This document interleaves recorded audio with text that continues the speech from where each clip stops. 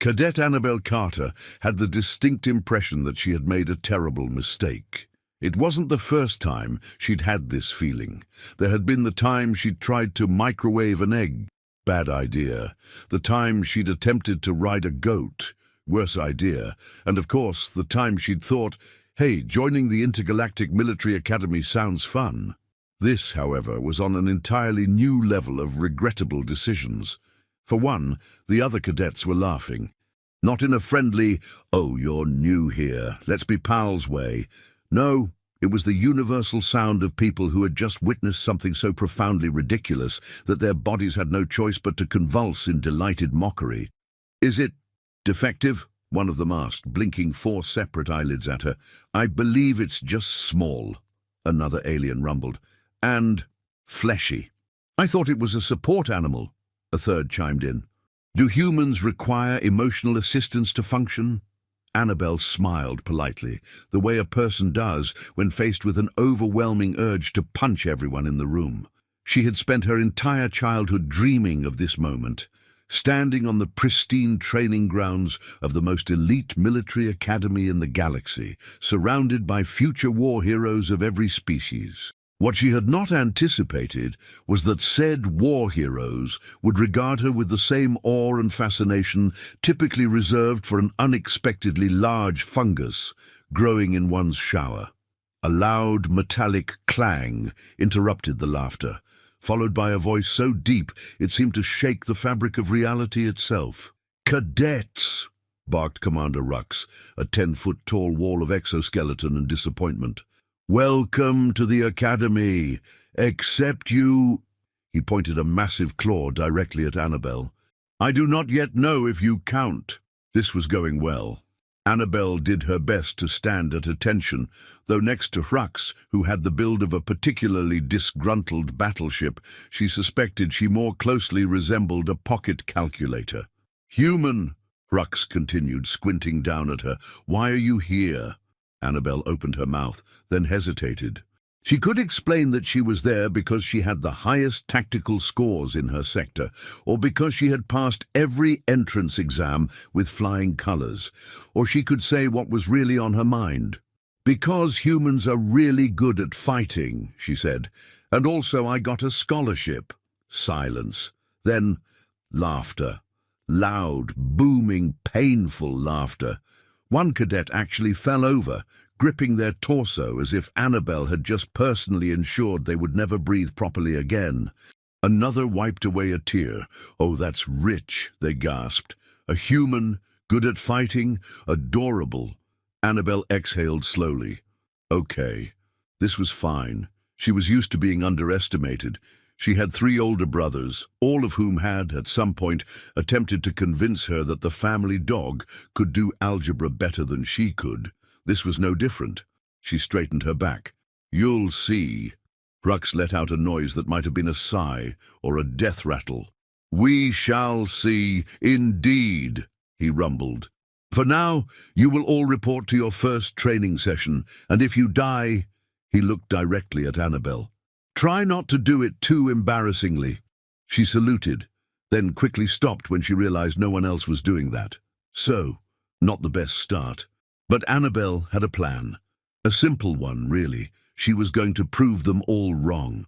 The first day of training at the Intergalactic Military Academy was designed to weed out the weak. This was not speculation. There was a large, ominous sign at the entrance to the training yard that read, "If you are weak, you will be weeded out." The fact that the sign contained a grammatical error was not reassuring. Annabelle stood in line with the other cadets, doing her best to look like she belonged. This was difficult, given that everyone around her appeared to have been personally designed by a sadistic god who believed combat-ready should mean terrifying to look at. To her left stood a 6-armed reptilian named Vrex, who had the physique of someone who routinely lifted small moons for fun. To her right was Clorva, a being made entirely of chitin and bad intentions. There was also something in the back, making an ominous clicking noise, and Annabelle strongly suspected that whatever it was, it could probably end her in under 5 seconds. Commander Rux paced in front of them, his claws scraping against the ground like someone preparing to carve no survivors into a tombstone. "Cadets," Rux boomed, "welcome to your first day of training. You will be tested on strength, endurance, and combat readiness. Most of you will fail. Some of you will cry. One of you may explode." Annabelle decided immediately that she did not want to be the one who exploded. "We begin," Rux continued, "with the obstacle course." There was a collective groan from the cadets, except for Annabelle, who had no idea what that entailed and therefore had not yet reached the groaning in despair stage. A large screen flickered to life, displaying the course. Annabelle squinted at it. There were spikes and fire. Was that a gravity well? Why was there a section simply labeled pain? "You have 10 minutes to complete the course," Rux declared. "Survival is optional." That seemed like an unnecessary clarification. The course began. The first challenge was the Wall of Inevitable Failure. It was a 30-foot structure covered in what looked like razor-sharp thorns, designed to shred the weak. The alien cadets approached it like professional climbers, their specialized limbs and natural agility making short work of the ascent. Annabelle, however, did what any rational human would do in this situation. She ran at it full speed and jumped. For one glorious moment she was flying. Then she remembered gravity was a thing, and immediately stopped flying. She hit the wall with a noise that could best be described as thud, slid halfway down, grabbed a thorn, regretted grabbing a thorn, and scrambled up with pure, unfiltered human stubbornness. Vrex, already at the top, stared at her. Did you just attempt to hurl yourself over?" "Yes," Annabelle panted, reaching the summit. "And next time it'll work." "Next time?" She rolled off the top before she had to answer. The rest of the course was a series of progressively worse decisions. She sprinted across the floor of peril, which, as it turned out, was only perilous if you thought about it too hard. She took a hit from an energy blast meant to knock trainees out, and kept running out of sheer spite. She dodged a telekinetic assault by falling at exactly the wrong angle, which resulted in accidentally avoiding a direct hit. By the time she reached the finish line, she was bleeding, covered in scorch marks, and wheezing like an overworked air filter. Rux watched her collapse onto the ground and narrowed his many, many eyes. "How?" he demanded. "Are you still alive?" Annabelle, flat on her back, gave him a thumbs up. "Humanity," she gasped. "We're built different." The other cadets stared. Annabelle grinned. This was going to be fun. The cadets were still staring at Annabelle the next morning. Not in the usual, "Ah, look, a human, how quaint" way, but in the "how is it possible that thing is still moving" way. Rex, in particular, looked deeply troubled, as though witnessing Annabelle's survival had personally challenged his understanding of reality. Annabelle, for her part, was thriving. Sure, every muscle in her body hurt. Sure, she might have suffered at least 3 minor concussions, but she had completed the obstacle course. Not gracefully, not efficiently, but she had done it. And now she was about to completely ruin everyone's day. Commander Rux stomped into the training hall, his presence alone strong enough to make most cadets straighten up in terror. Behind him, an enormous holoscreen flickered to life, displaying the results from yesterday's training session. Annabelle scanned the rankings quickly, then stopped, then squinted, then nearly choked. She was in the top 5. The room went silent. "What?" someone croaked. Annabelle checked again. There had to be a mistake. Maybe the system had confused not dying with doing well. Maybe... Oh no, Vrex whispered in horror. It's real. It was real. Annabelle, a tiny human, with no exoskeleton, no super strength, and a worryingly high probability of tripping over her own feet, had outperformed 95% of the cadets. Someone dropped their training staff. Clorva, the nightmare insect warrior, made an unsettling clicking noise that might have been a prayer or a curse. Rux, meanwhile, just sighed deeply, the sound of a creature questioning its life choices. "Explain," he demanded. Annabelle, still slightly stunned, cleared her throat. Well, humans. No. Rux's glowing red eyes narrowed. I do not wish to hear humans are built different. I want facts. Annabelle frowned. Okay, but that is the fact. Rux looked at her like she was an unsolvable math problem. You ran at a plasma bolt yesterday, Vrex muttered. On purpose. Technically, I ran near it, Annabelle corrected. Not at it, that would be stupid. You got hit. Yes, but like, in a strategic way. There was a long pause. Then Rux turned to his assistant, a bored-looking AI floating nearby. Show me the footage. The screen flickered. The room watched. There was Annabelle, dodging obstacles like a malfunctioning droid, face-planting into the ground only to roll perfectly out of the way of an attack, tripping at the exact right moment to avoid a psychic blow, and tanking a plasma shot like it was an inconvenience rather than an instant death sentence. A deadly, terrifying silence filled the room. That, Rux said slowly, is not a combat strategy. Annabelle shrugged. Worked, though. Vrex put his head in his hands. Clover hissed in what could only be despair. One of the AI trainers started making a soft whirring noise, which Annabelle suspected was the machine equivalent of a nervous breakdown. Rux let out another massive sigh, then turned back to the cadets. You will all prepare for today's exercise, he declared. Hand-to-hand combat. You will be assigned random opponents. Winners advance. Losers do not. And his eyes glowed ominously. If the human wins, I will be very, very upset. Annabelle smiled. Oh, this was going to be fun. Annabelle had exactly 3 seconds to process the fact that she was about to get her entire existence punched into another dimension. The sparring ring was massive, a reinforced combat arena designed to withstand the kind of violence that usually resulted in a change of government. Around her, cadets squared off against their partners, hulking reptilian warriors, telekinetic strategists, a sentient cloud of knives, all engaging in extremely professional and well-trained combat. And then there was Annabelle, facing Clover, whose mandibles twitched in anticipation. Begin! Rux announced. Clover lunged. Annabelle panicked, which, fortunately, was a very effective human survival mechanism. Instead of standing her ground like a trained soldier, she did what her lizard brain screamed at her to do. She dodged like a creature with absolutely no pride. Clover's bladed limbs slashed through empty air. A stunned pause. Annabelle, realizing she was not yet dead, took a moment to reflect on this miraculous development. Clover clicked furiously. You dodged! Annabelle blinked. Yes? You were supposed to block. Block? Annabelle repeated.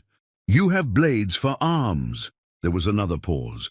Then, as if this concept had simply never occurred to them, Clover hesitated. Annabelle did not. She swept Clover's legs out from under them, a move that was wildly irresponsible considering Clover had 6 of them. But one unexpected trip later, and the massive insectoid warrior was on the ground, hissing in betrayal. The room went dead silent. Annabelle, sweating profusely, looked at Rux. Rux, glowing with rage, looked at the scoreboard. Annabelle's name lit up in victory. Absolutely not, Rux bellowed. Again, she cheated. How? Annabelle demanded. I just moved. Exactly! Rux jabbed a claw at her. Movement is suspicious. But the rules were rules. The fight was over. Annabelle had won. The next rounds were increasingly ridiculous. Her second opponent was a 4-armed grappler who had trained in 17 different combat styles. Annabelle won because she wiggled out of their grip like a greased-up ferret. Her third opponent had psychic attacks. Annabelle won because she was thinking about pizza the entire time, effectively out-idioting telepathy. Her fourth opponent was Vrex.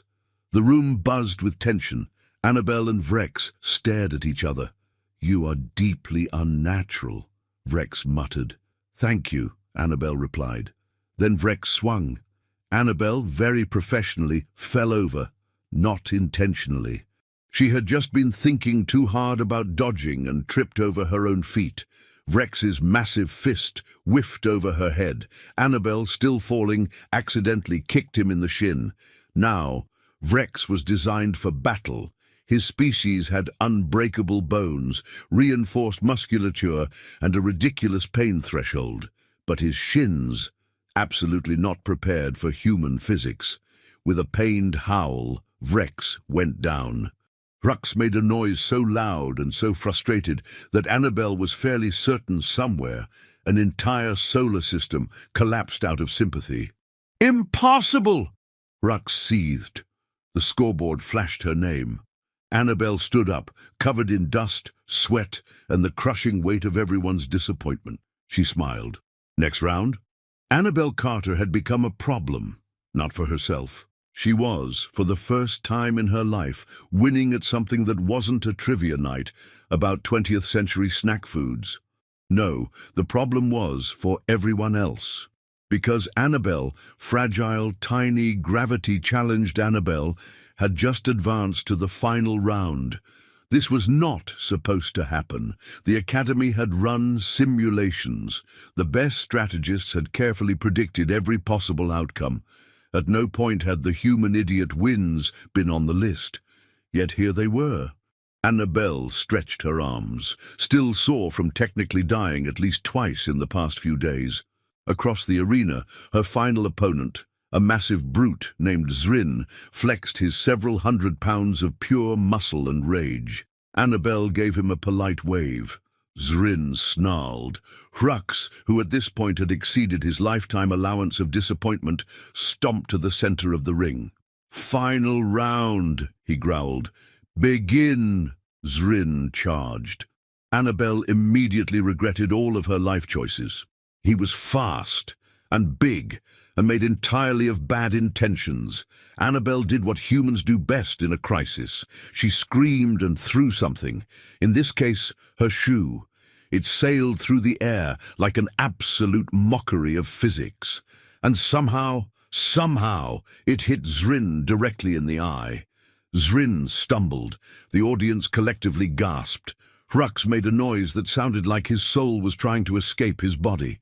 Annabelle, not wasting the opportunity, did what had worked before. She ran at her opponent with no plan whatsoever. Zrin, still off balance from the shoe incident, barely had time to react before Annabelle tackled his legs. Now normally, this would have done nothing. However, because this was Annabelle, and because the universe itself had given up on logic, this particular movement caused Zrin to slip on the floor, which shouldn't have mattered, except for the small, tiny, insignificant fact that they were standing near the edge of the combat ring, which meant that one badly placed step later, Zrin was out of bounds. The buzzer blared. The scoreboard flashed. Annabelle won. The silence that followed was so absolute that Annabelle could hear the distant sound of Rux's patients dying a violent death. A full 10 seconds passed before anyone managed to process reality again. Then, "What?" Rux exploded. Zrin, still on the ground, looked like he had seen the face of an uncaring god. Annabelle, exhausted, barefoot, and proudly victorious, grinned. "Humanity," she declared, pumping a fist in the air. A single, horrified voice whispered, "We are not safe." The aftermath of Annabelle's horrifically unexpected victory could best be described as a crisis. Not for Annabelle. She was doing great. She had just won a tournament she had absolutely no business winning. She was still alive, despite every natural law arguing that she should not be, and, perhaps most importantly, she had proven everyone wrong. For the rest of the Academy, however, things were not great. "This cannot be allowed," Rux roared, pacing furiously in front of the gathered cadets. His exoskeleton creaked with rage. "She has disrupted everything." The room remained silent, mostly because no one knew what to say. Annabelle had defied every combat expectation. She had beaten opponents who were stronger, faster, more advanced, and in at least one case, capable of lifting a tank with their mind. And she had done it by accident. A nervous cadet finally spoke up. Sir, with all due respect, the human won the tournament. Isn't that? Do not finish that sentence. Rux glared at the cadet so intensely that a nearby training bot spontaneously exploded. Annabelle leaned back in her seat, smirking.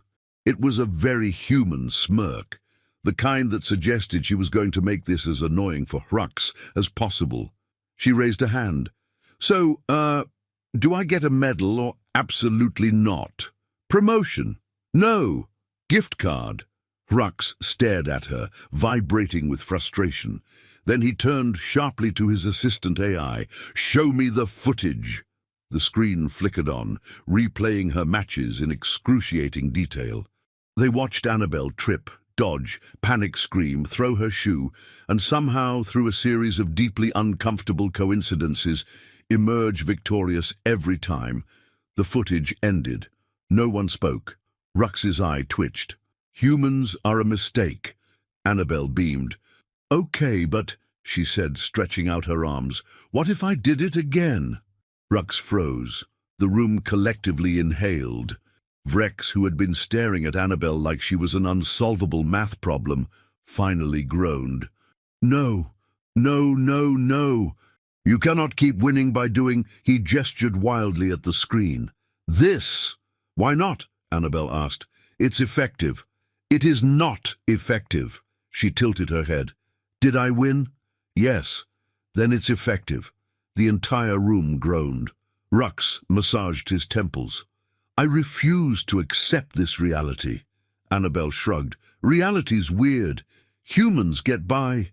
Clover, still visibly traumatized from their fight, muttered, This is a threat. Annabelle nodded solemnly. Correct. Rux exhaled so heavily that it sounded like the weight of an entire doomed civilization. Then he pointed a massive claw at her. This is not over. Annabelle grinned, looking forward to it. The Academy was never the same again. The Academy was in crisis. Not an official crisis. There were no alarms blaring, no emergency meetings, no large banners reading, Everything is terrible, though Annabelle was seriously considering making one. But in every practical sense, it was a full-blown catastrophe. Because Annabelle Carter, small, squishy, disturbingly lucky Annabelle Carter, now held the highest combat ranking in her class. And nobody knew what to do about it. Some cadets refused to speak to her, others watched her like she was a feral creature that had somehow infiltrated civilization. Vrex had entered a full-blown existential crisis.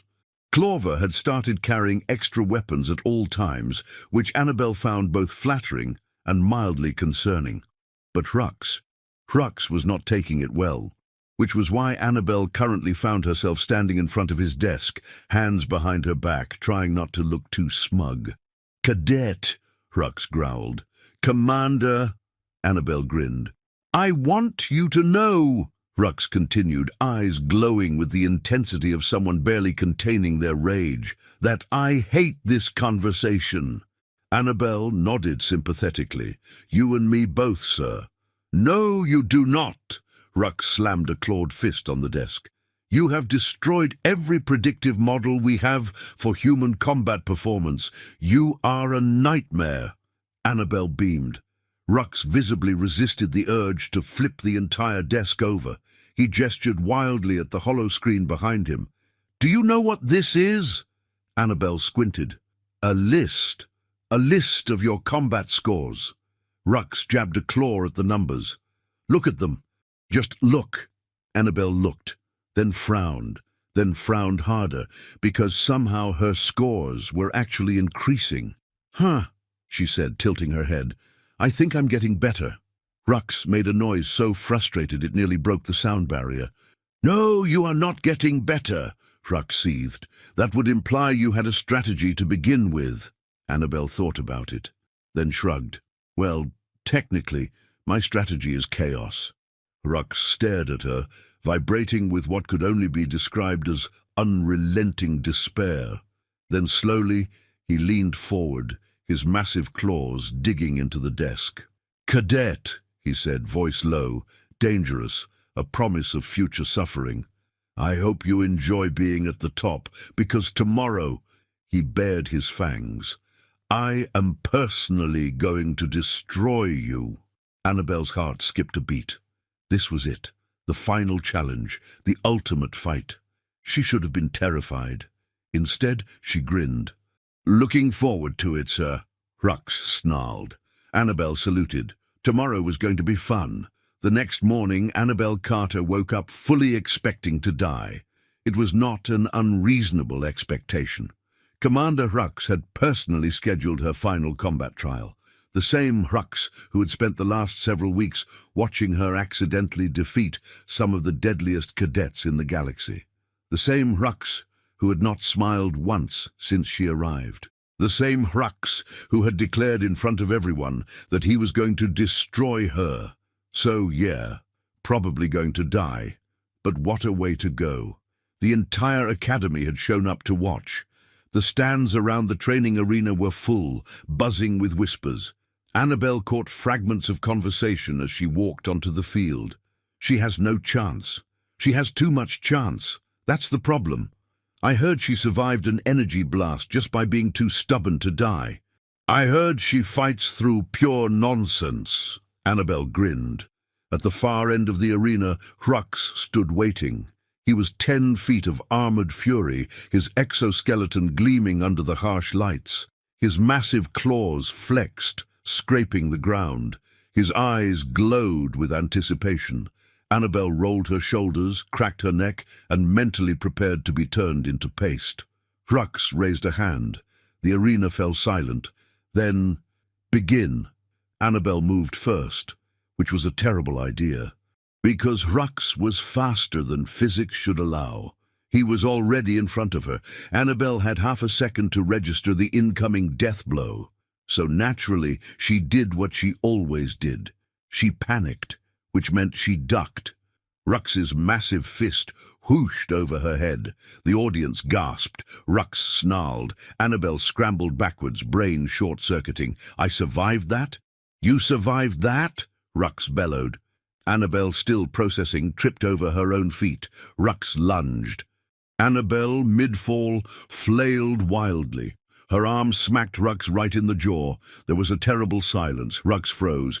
Annabelle, still on the ground, stared at him. The audience held its breath. Then Rux collapsed. A cloud of dust and existential despair billowed up from where he landed. The arena was dead quiet. Annabelle blinked. What? A nearby AI refbot scanned Rux. Commander Rux has been knocked out. Winner, Cadet Carter. The silence stretched. Then, what? The entire arena exploded into chaos. Cadets screamed. Vrex collapsed onto a bench, muttering, "This cannot be happening," over and over. Clover just walked away. Rux's assistant AI entered sleep mode, presumably to cope. Annabelle, still on the ground, stared at Rux's unconscious form, then at her hand, then at the sky. Then she started laughing. Because of course she had won. Because that was the human way. Somehow, against all logic, humanity always finds a way.